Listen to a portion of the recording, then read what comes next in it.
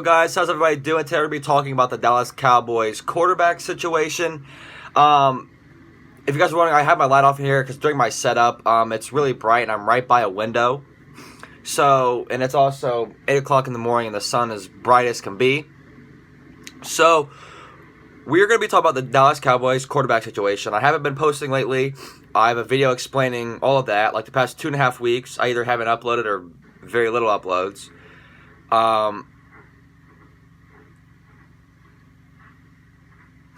But anyway, I'm excited to be back. So today, we're going to be talking about the Dallas Cowboys quarterback situation. Obviously, Dak is what we're going to be talking about today, Andy Dalton. But the battle for our, the depth and the preseason, it's going to be a good one. So let's start off with Dak. I personally think Dak deserves every penny of $35 million as a Cowboys fan. The people that say that Dak Prescott isn't good are the same people that don't watch Cowboys games or don't watch football. And if they do watch football, they don't understand how the game works. If you put Carson Wentz stats right next to Carson Wentz, it happened on Get Up. Dan Orlovsky is flat out dumb. Dan Orlovsky's dumb. So on Get Up the other day, because I was gonna do tight ends after wide receivers, but this irritated me. I had to talk about it. Dan Orlovsky's a big Dak hater and a big Carson Wentz fan, right? And they have like a chart. It was like there was like no name and like no picture of the player. They put up 2 stat lines. One was Dak's like major categories. One was Carson Wentz major categories. And they asked Dan, like, who's better? Like, who would you take? And he pointed to the right one. The right one was Dak Prescott. Dan Orlovsky sits on live TV after he picks Dak Prescott's stat line blindly. I'd still take Carson Wentz over... Dude, you literally just picked him. He had way better numbers, and you're just proving it. And he's like, potential. Dak has more potential than any quarterback, I think, ever. He wasn't even supposed to be the starter up until last year. Because technically, this was still Romo's team. Romo was still projected to be playing. So, just to put that out there. And a lot of people that like aren't diehard Cowboys fans like me, or like diehard football fans, or actually know what they're talking about, the first thing they say when they see Andy Dalton getting signed is the first one they want to blame, or the first thing they want to say, Dak's gone. Dak's gone. They're kind of... Andy Dalton grew up in Texas. He played at TCU. He wanted to go back home. He said with his kids it'd be better if he went back home. And he said he visited with the Houston Texans before Dallas. So that doesn't mean that it's strictly a reason. He wanted to play with the Dallas Cowboys. He wanted to do a lot of different things. So when you're Jerry Jones and you got a quarterback who's very, very good, I'm a huge fan of Andy Dalton. He wants to go back home and play for Texas, where he grew up and where he played college football. And we're in a situation where, let's say Dak doesn't get signed. Andy Dalton is very, very good. He is better than a lot of starting quarterbacks out right now. And that's not like that's debatable. He is better than a lot of starting quarterbacks in the league right now. And you could debate that, but you're gonna there's like nothing that backs it up. There's at least 5 starting quarterbacks Andy Dalton is better at right now. And then our 7th round pick, Ben DiNucci, who I had to look up his name because I knew it was Ben something, but I couldn't pronounce it. Ben DiNucci, I can't pronounce his name. I didn't like the pick that much. There was better quarterbacks on the board when we did take him. And I feel like there was some like better undrafted free agents after he was selected. So I was like, there's guys that aren't even drafted that were better, but I like it. It shows Jerry's like, hey, just in case, we need a backup. Because, and then we have Clayton Thorson, who was with the Eagles for a couple years. He was on our practice squad last year. He'll be battling up for a 3rd string spot. But I like Jerry Jones develops backup quarterbacks for a long time. He had undrafted Cooper Rush for years, from 2016 until he got cut. And then in 2018, we drafted Mike White from Western Kentucky. He had a good preseason. That's why we kept him on the roster. And then 2019 preseason, he sucked. Oh my gosh. Like, if you watch the 2019 preseason, Mike White sucked. And he respectably got cut and signed by the Jets.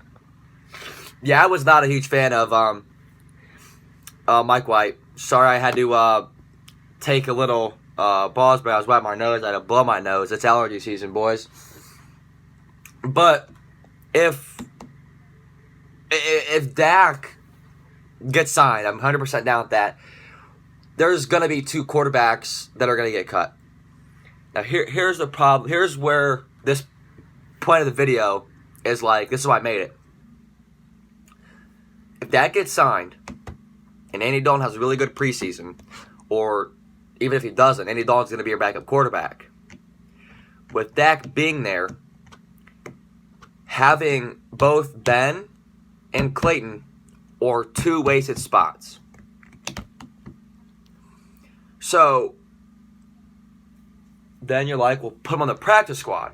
Yeah, that's what you want to do. We want to put both on the practice squad. They're both under the 25 age limit. And Ben's a rookie and Clayton's in his 4th year. Here's the problem. If someone is on the roster and you want to put them on the practice squad, you have to waive them. And they have to clear waivers for 2 days before they can be put on the practice squad. With that being said, if we waive Ben and he gets picked up, that's a wasted draft pick that could have gone towards something that we needed. Or if they sign Clayton, a guy that we've developed, I wouldn't care as much because we still have Ben. But if Ben gets waived and he doesn't clear waivers and someone picks him up, that is a huge problem. That's a wasted draft pick that could have gone towards another O-lineman. Maybe another receiver. Because we have depth, but that could have been a pick. D-lineman, a linebacker, a safety, which we need a safety to back up HaHa and Xavier Woods. And those little things that help you build championship teams, like, it's a 7th round pick.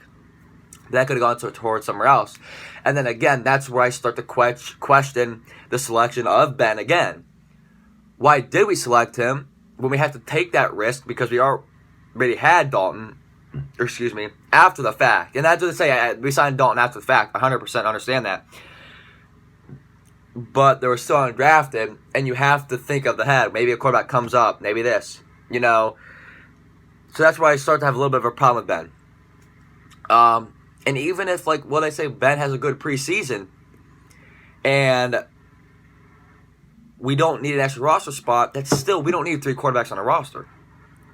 If we had a starting quarterback who sucked, a backup quarterback who sucked, we would bring a 3rd string like the Browns. They always carry 3 quarterbacks on the active roster because their starter quarterback is a scrub, and if they need a bench in, their backup can come in, and their backup's a scrub, so they bring in their 3rd string or injuries. I am totally against having 3 quarterbacks on your active roster. It is pointless. And unless you're a team like the Browns, like a team that has quarterback woes, like in 2016 when the 49ers had Kaepernick, Glaber, and then in 18 and Mullins and stuff like that, multiple quarterbacks is good in that type of situation. But for a contending team like the Cowboys, we need as much roster space as we can with a lot of undrafted rookies, a lot of draft picks, and we've sucked at the draft. Like, last year's draft was god-awful. First, we get an F because we didn't have a first-round pick, but Amari Cooper is better than any first-round receiver you're going to get. Second round, Tristan Hill, so far after 1 year, is a bust. Third round, we got Connor McGovern, who is injured all year, and we really didn't need him. Fourth round, we got Tony Pollard. Bingo, bingo, bingo. Our first hit in 4 rounds. Very, very good backup. Very, very good special teamer. And he can catch the ball in the backfield. Very, very good. 5th round, Michael Jackson. 5th round, Joe Jackson. Another 5th round, Jalen Jelks. And then a 7th round with Mike Weber, the running back. And then there was someone else Only one of those guys made the roster, and that was Tony Pollard. None of the other guys played. None of them played. Except for Tristan Hill, I take that back. 2 made the active roster. Connor McGovern was injured. Jalen Jelks and Joe Jackson were practice squad. Michael Jackson got signed by the Lions. We didn't even keep our draft picks. And Mike Weber was on the practice squad. That's why we can't waste draft picks in 2019. And if Ben ends up getting waived and he doesn't make the team, that's just another wasted draft pick, which is going to suck. So, that is the video. That is the Dallas Cowboy preview or whatever. Thank you guys so much for watching. I'm out. Peace.